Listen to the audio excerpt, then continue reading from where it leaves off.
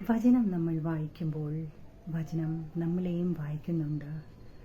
Hebrews 4:12 ഇപ്രകാരം പറയുന്നു: ദൈവത്തിൻ്റെ വചനം ജീവനും ചൈതന്യവുമുള്ളതായി ഇരുവായ് തലയുള്ള വാളിനേക്കാൾ മൂർച്ചയേറിയതും അത് പ്രാണനെയും ആത്മാവിനെയും സന്ധിമജ്ജകളെയും വേർപിടിവിക്കും വരെ തുളച്ചു ചെല്ലുന്നതും ഹൃദയത്തിൻ്റെ ചിന്തനങ്ങളെയും ഭാവങ്ങളെയും വിവേചിച്ചറിയുന്നതുമാകുന്നുവെന്ന്.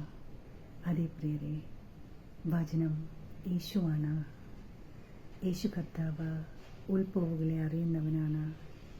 നമ്മുടെ ചിന്തകളെയും ഭാവനകളെയും അറിയുന്ന ദൈവം പിതാവിൻ്റെ വലതുഭാഗത്തിരുന്നുകൊണ്ട് നമുക്ക് വേണ്ടി മധ്യസ്ഥം വഹിക്കുകയാണ് ചെയ്യുന്നത്. അതിനാൽ നമ്മൾ എന്താണ് ചെയ്യേണ്ടത്?